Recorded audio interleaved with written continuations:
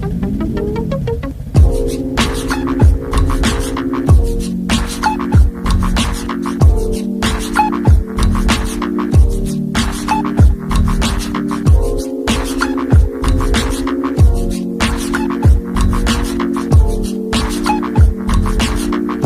up, everybody? You're tuned into Redline Legends. I'm your host, of course, Long. And today we got a special guest with us. This is somebody who has impacted me, given me some knowledge, and always had a cool, level head about things. No pun intended. We're talking about the he's a president. He was a president. He's a pillar in the Nashville set. We're talking about none other than Big Head of Juggernauts.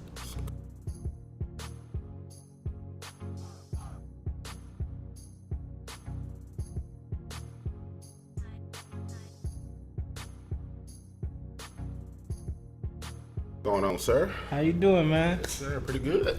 Thank you so much for coming out, man.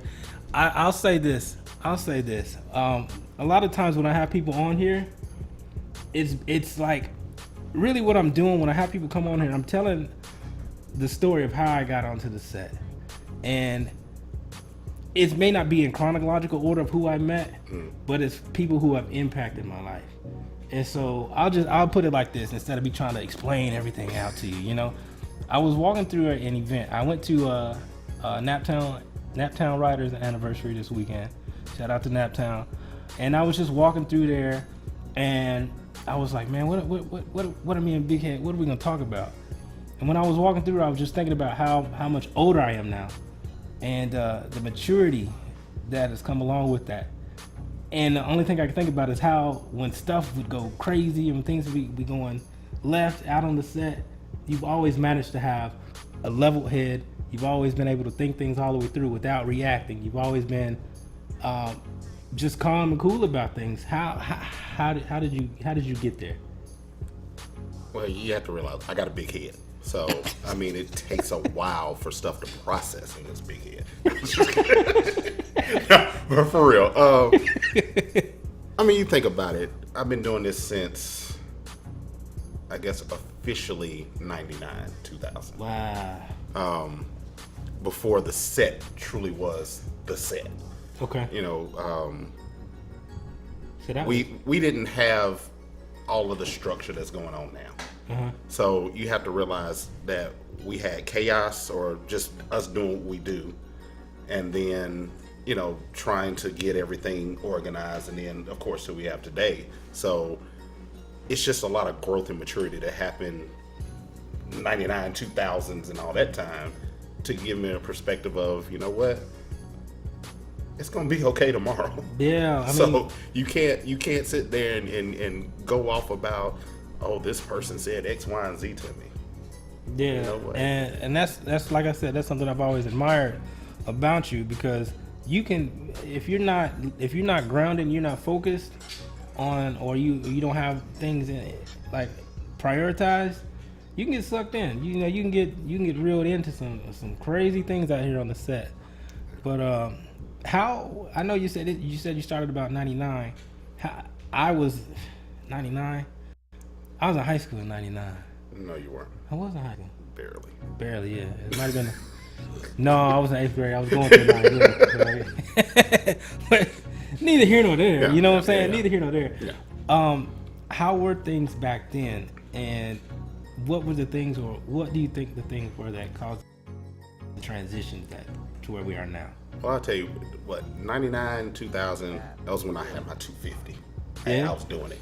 Kawasaki 250. Yeah, shout out Kawasaki. With the F1 super trap pipes on it, loud, you know. Uh-huh. Wasn't going over 80. But anyway, basically back then it was well, let's switch from 99 to about 2000. Mm-hmm. So we were doing getting together one wheel motion. Okay, so you had Fred, Easy, my boy Cootis, we were all in one wheel motion. We had the little stickers on our windshields and everything. And every Saturday we would meet up at Toys R Us. We meet up with Papa Clutch, Lunatics. I remember that. Yeah. One wheel motion. So we would all get together and we'd ride out. Wasn't no texting or Facebook. It was just, we knew that Saturday we were getting together. We go ride. We ride all day, all night. I mean, sometimes it's 70, 80 bikes, and we go down Jefferson Street. We have Jefferson Street blocked off. Wow. You know, Sundays, 2 o'clock, everybody went to church, did whatever they had to do.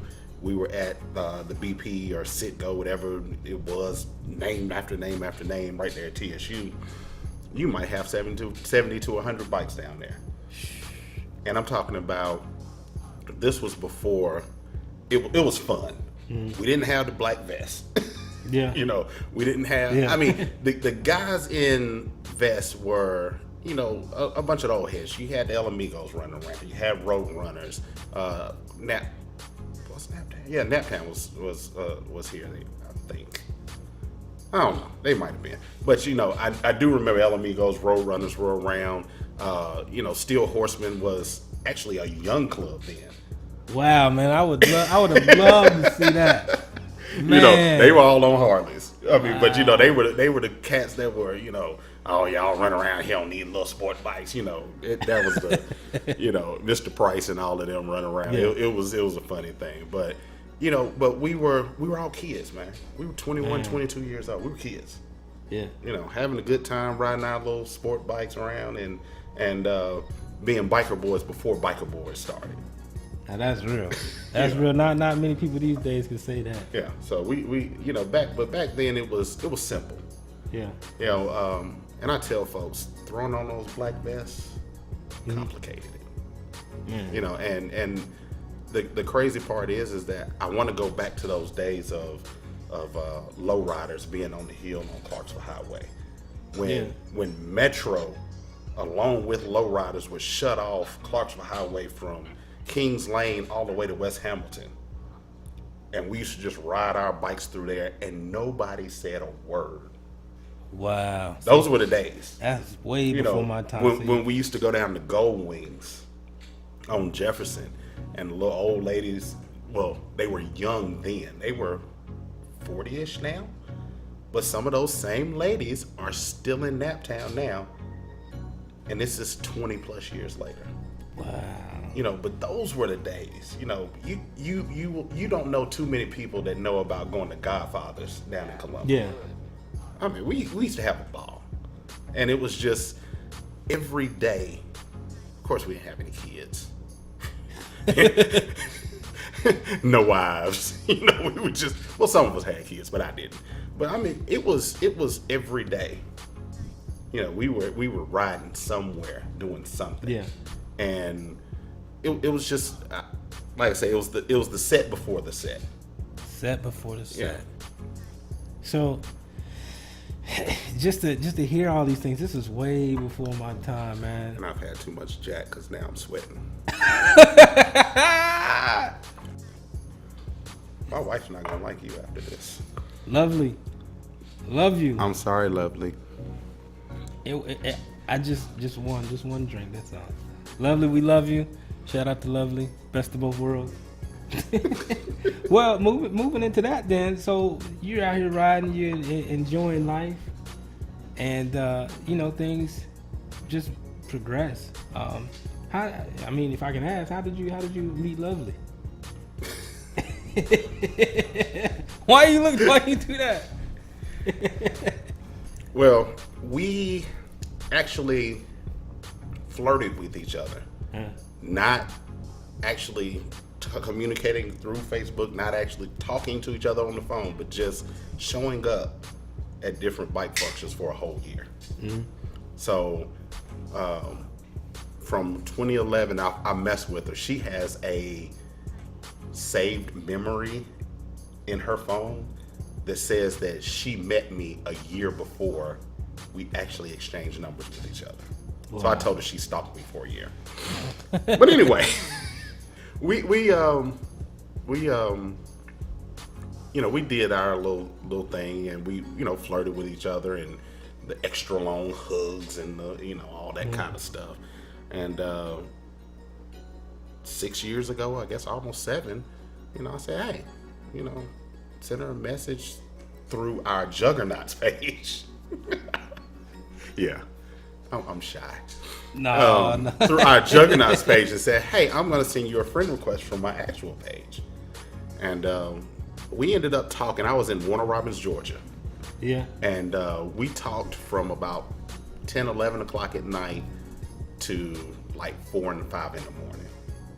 Yeah. And then I had to get back on the bike and ride down to the country. But anyway, I almost killed myself. But that's how we started. Mm-hmm. You know, and it's one of those things where on the set you have to know your mate better than somebody else can tell you. Yeah. So we spent that whole time, you know, hey, we need to get every skeleton out the closet. If we're gonna talk about something, we need to get every skeleton out now, so that person can't tell me something that I don't already know. Yeah. So man. You know, so that's how I met my wife. And hey, baby, love you.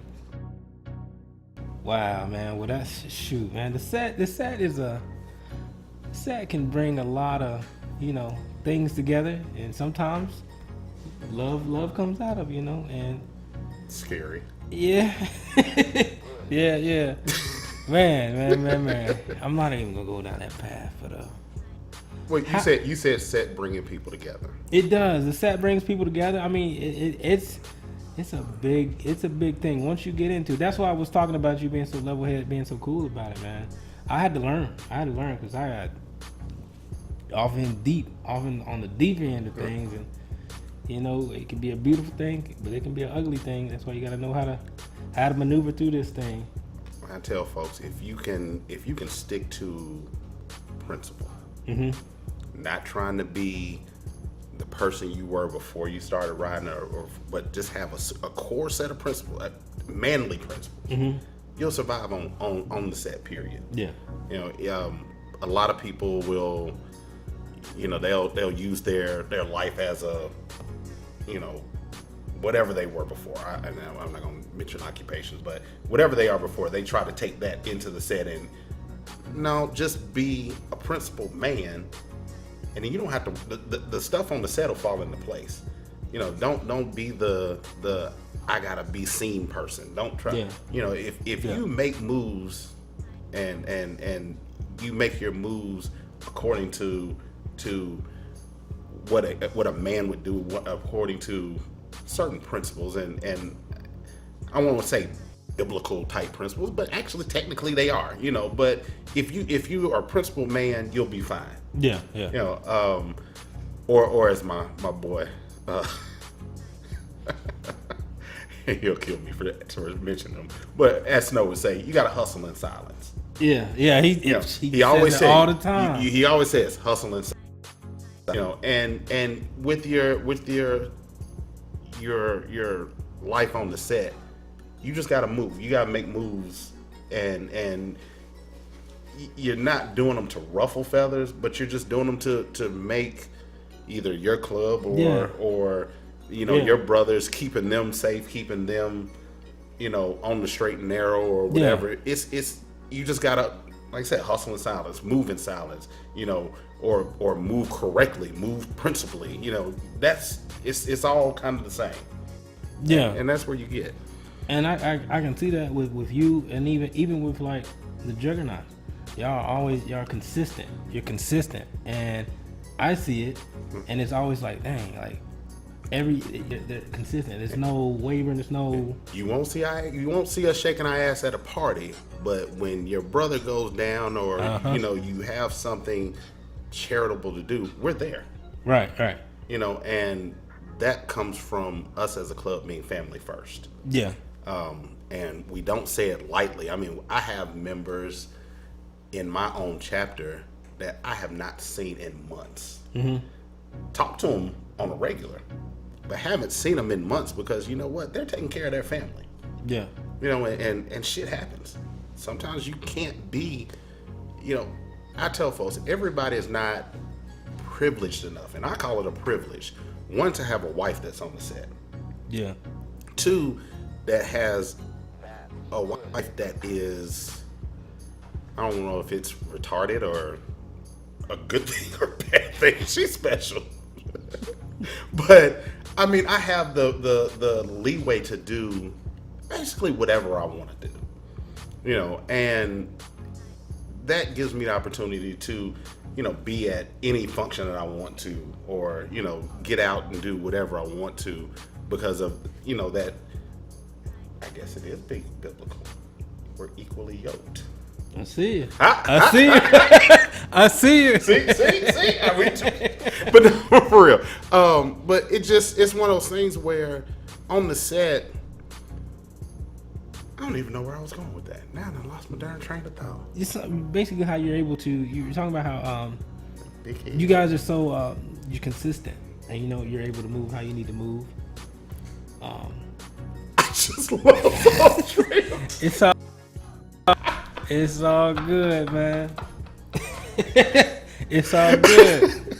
It's all good. But yeah, that's what I'm saying. But shoot. y'all always, when y'all have the I know y'all do the toy drives. Y'all always are doing. You're always doing something positive.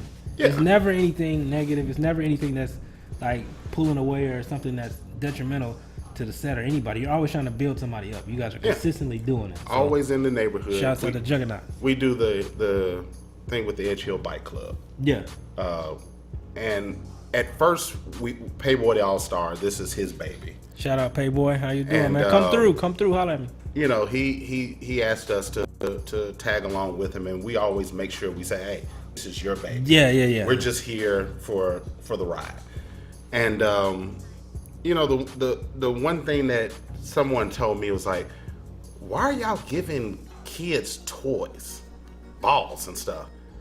We're like, it's the summertime. They're home. They have nothing else to do. Why not give them a ball to play with? Yeah. You know, it beats them having a gun in their hand. Right. You know, so we typically collect, you know, anywhere from $1,200-$1,400. We take over a Walmart. Yeah, I seen some of the footage. And when I tell you, you got 70 to 80 bikers going into a Walmart and hitting up the toy section and, you know, grabbing every ball and stuff off the shelf, the workers are like, wow. And then you have people that are like, what are y'all doing? And then you get $300 and $400 more while you're sitting there getting toys. Wow. And then you sit there and like, okay, now what are we gonna do with this extra $300? Grab some of them expensive balls off the chair because we can buy those too. We can get them now. You know, and you know, so we end up we've been to Edge Hill community. We've been over to over there by the church, Sudicum. Yeah. And this past year we were in over in East Nashville off Dickerson Road, neighborhood over there. And like I said, if we can give back every year, we give scholarships to kids over at Austin P every year. Clarksville is our home base, so you know, of course, we give the scholarship to a kid in Clarksville every year. I mean, it's about being in the community, about giving back. And if you can't give back, and I know people say we didn't get into a motorcycle club to you know, do community work. Well, I didn't get into a motorcycle club to party. Mm-hmm. So I could care less about a party. I care about, you know, what I can do with the patches that are on my back to influence the kids that are growing up, the next generation. Yeah. You know, that's my thought process. Oh, that's yeah. our thought process as a club. You know, we've got, all of us have kids. We want our kids to be juggernauts. Yeah. You know, so why are we gonna put them in something that is not family oriented, you know, family first, Yeah. you know, community based? You know, we want them to pick up on the same qualities and traits that we are doing as adults. We want our kids to do that, so that, guess what? We don't have to go out and get the next member. Mm-hmm. Our members are right here in our households. Yeah. You know, our see members are growing up in the house. That's crazy. Look, like that's good crazy. That's what I was saying. Like when I was talking about me going through one of the parties, I was just thinking about how I've matured. Mm-hmm. And then I was thinking one of the most dangerous places that a person can be is stuck. And what I mean by that is, when you enter the set, and we talked about it when we're younger, and we come in, we're just riding our bikes. We don't have kids, or we're not married, and we can move how we want to move. And a lot of times, including myself at times, I'm thinking I'm invincible. I think I'm the man, and you're getting all this attention from hitting the set, and you get stuck there. Mm-hmm. And that's why when I was going through this event, I was like, man, I've matured. And there's people on the set that are just stuck there, and they think that 10 years later they should still be getting that same attention, that same energy that they had when they was 20 years old. But here they are, 30, 40, 50 years old, and they're still thinking that it's about them. But that's what I'm saying about you all. You all are always impacting and trying to better the next generation. And I that's why I said the most dangerous place somebody can be sometimes is stuck on themselves. And they enter in this set, and because of how the set is, it'll leave you there. Oh yeah, it'll leave you there. Leave stuck. that high and dry. It'll leave you there, and you'll be stuck there trying to understand why I'm 50 years old, still thinking I'm running with 20-year-olds. It's just the game. You have to go. It's levels to it, and you have to mature. So, man, that's why I'm saying, like, I noticed with you, like, you always have been level-headed, and you've always been like, okay, you gotta think things through. You know what I'm saying? But a lot of people don't. I'll tell you, my birthday was just past Thursday, so my National Sergeant at Arms just shows up at the house the other morning, Saturday morning, and he was like, "Hey, Jackson, let's go grab something to eat. Let's go get breakfast." I was like, 9:00 in the morning. I was like, huh. My wife, she'll be asleep till 11, 12 o'clock. Oh, let's go. I was like, let's go. So he was like, man, we riding in the truck, grab some breakfast, pouring down the rain. He was like, man, are you still, hitting bike nights every night of the week? I was like, hell no. I said, he's like, man, you the only one I know. Your wife will let you go every darn bike night, every darn party. I said, man, I ain't got too old for that shit. Yeah. I said, and I told him, I was like, yeah, back then I was doing it. I was hitting up, somebody's bike night on Monday. I think Steel Horseman was on Monday. Yeah. Bad Habits was on Tuesday.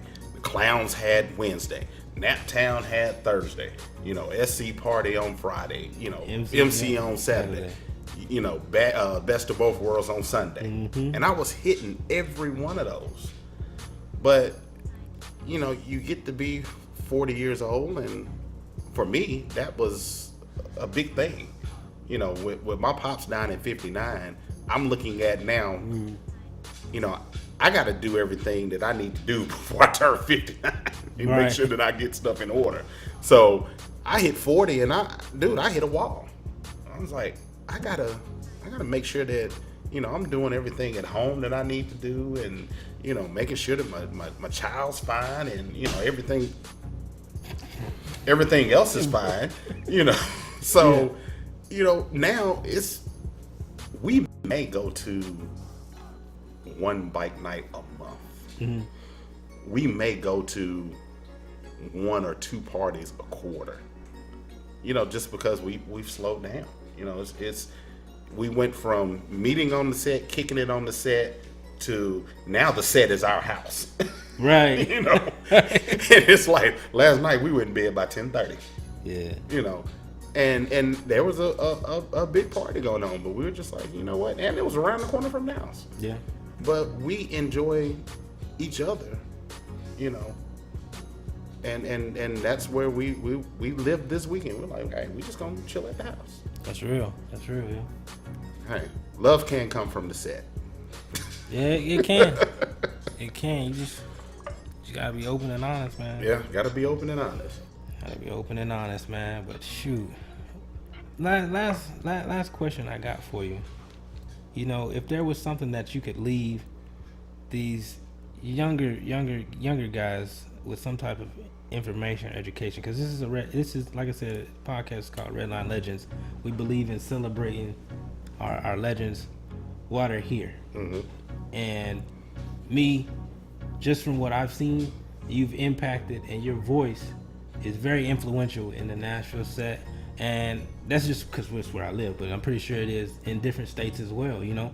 So I'm definitely like, man, you've impacted me, and I just want to thank you. Right. But is there anything that you could, like, you know, shed some knowledge on, just to the young guys that come through, because they come in and depending on who they know, I was lucky enough to come under some people that were educated, right, and they showed me the ropes, but not a lot of these guys have it. They're just giving a vest, and they're like, all right, you good, and they just go. What's some advice you could give them? I always tell folks, well, one, the patches on your on your vest should be earned. Yeah. You know, and if you come to me and say, hey, I want to join your club, how long is probationary period? Bruh, you're not for this. Yeah. That automatically gets you on the chopping block. Ooh, yeah. I mean, because we've had folks that have probated for 2 years. You know, but guess what? If you earn it, it's a lot harder for you to say, "I'll screw this when times get hard." You know, when basically when you got these cats in clubs that they have been in 4, 5, 6, 7 different clubs, and because what happened was, hey, they patched over and it was easy. So it was easy for them to give it away. Right. But when you earn those patches, when you got to fight for the mugs, hey, you know, you're not gonna give them up as easy. You know, so basically with this set, you got to go talk to those old heads. Yeah. You know, I don't consider myself an old head. I consider myself a big head. You know, Beware told me the other day. Shout out Beware. What up, Straight Beware? Clowning. He told me that he was like, dude, you are really an asshole. I got in my feelings. I was like, he was like, but you're a good guy. You're a good guy. You're just an asshole. I was like, okay. But he was like, but you never tell anybody wrong. Yeah. And he was like, I can respect you being an asshole because you've never changed the way you set things up. So basically I go back to say, getting your cuts. Okay. You think about the first time you met Sambo. Yeah. Did he speak to you? I think he was dancing the first time I seen him. Okay, but when you actually spoke to him, did he actually speak back to you, or did he look at you? I think he just looked at me. Okay, I just remember him dancing on a chair. Shout out Sambo. First time you met Buck Wild. Buck Wild. Probably just looked at you. Yeah, they all would just be like. It takes him a couple times. You've got those guys on the set that have lived and bled this stuff, not just in their lifetime, but generational. You know, folks that are on this set that are in the bike world. Those are the folks that have molded me to the person I am. Yeah. You know, those guys. When you think about, you know, I mean, the man in black that we talk about sometimes. We won't mention his name, but you know, I remember when we sat in Mr. Gaddy's Pizza on Murphy Road, and he was in Players Club at the time. So I'm giving away something, but not giving away. Yeah. He went on to another club that was then dominant. Yeah. Now he's in we're in his position now. But he told us how to organize and get everything right with starting One Wheel. You know, and that was almost 20 years ago. Yeah. You know, he's still here 20 years later. I know. You know, that's crazy, man. But he's gotten to the point to where he's just, you know, kind of like laid back, just seeing things happen. Yeah. You know, and when I first met him, I had to meet him, and he was like, "Oh, what you trying to do? You trying to, you get your club off the ground?" And I mean, this is years ago. Up on the hill, probably. And he was like, "Meet me at this parking lot." I was like, "What?" And I'm gonna tell the story. If I ever get him on here, I'm gonna tell the story. He's like, "Meet me at this parking lot and bring your guys. We're gonna talk. We're gonna see if you're ready." And I just got off work. I I think it was late at night. So I get off work. I work at a little spot where you gotta kind of be, kind of business casual or whatever. Got on my khakis and a button up. So I go meet him, and my guys met him, and we're sitting there. He picked us apart one by one. He was like, "You over here, you over here, you over here, you over here." He was like, "Now you see what these guys got on, and what you got on." And I'm like, "But I just got off work. I couldn't even get the butt out." He was like, "You're not ready." I was gonna say y'all was ready. Y'all not even ready. That sounds like You don't even look the part. He's like, "Just go home. Just go home." Man, you know who you are. I hope you come out and holler at me, man. It'd be an honor. But the thing is, what is looking the part? Man. Because guess what? Looking the part to me is the bullshit side of the set. What is looking the part? Yeah. Because guess what? I got a 9 to 5. You still gotta be you at the end of the day. You know, I gotta make sure that paycheck comes in and feeds my family. Yeah. You know, this here don't pay nobody's bills. Yeah. What he was saying was he was schooling us. He was giving us game. He was showing us what was up. So it was funny, but at the same time, it was like, oh man. But looking the part. Yeah. I can only be me. You can only be you. Right. And if you're not you and you trying to pretend like you're somebody else that's on the set, that was caused the problem. You gonna die on the set. Yeah. And I'm not saying you're gonna die literally, but you're gonna be stuck there. You know, you gonna that person that you created to be the set person is gonna die because people are gonna figure you out and figure out that you fake as hell. Mm-hmm.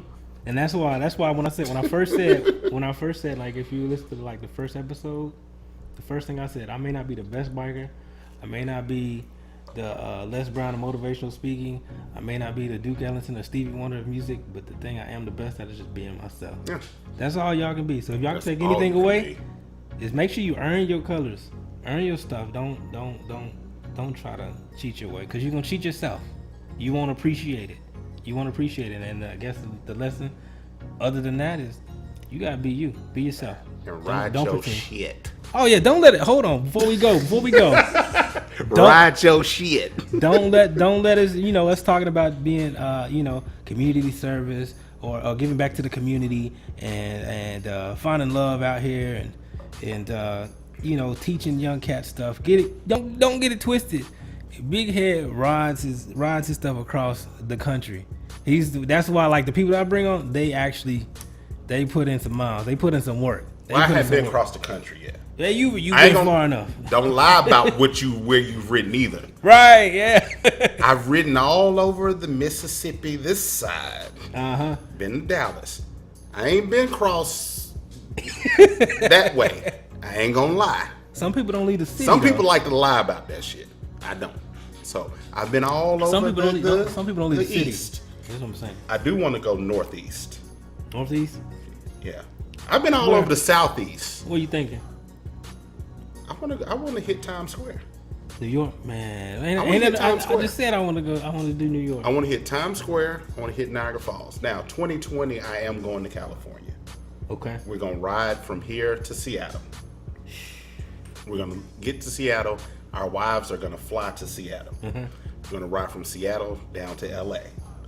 Get rid of the baggage. Get rid of the wives.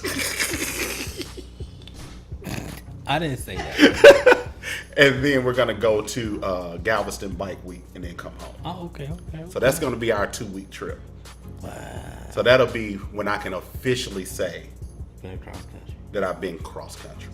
Okay. You know, I've hit the ocean, I've hit the Atlantic, I've hit the Gulf. Yeah. You know, been to Dallas. That's just, but all there. I've been down to, places in Florida, but I do want to hit the West Coast. Oh, I want to hit Northeast. It's beautiful. I didn't want to leave. Just the energy. Anyway, man, Big Head, I appreciate you coming through and just dropping some knowledge and talking about just different things that you experienced. You about out now. Yeah, I can feel it too. Ooh. But man, I appreciate you, Doc. Hey, no problem, sir. I need that ring too. You can find me one of those. I got you. I know the lady that does it. We just gotta catch her at a party. I can't remember her name though. Shout out to you, the ring lady that be at the annual sometimes, and you have the little, the biker bracelets and the biker chains and stuff like that. We appreciate you because this is where I got my stuff from. So thank you. Shout out to you. And Redline Legends, we're at 100 subscribers. I appreciate it.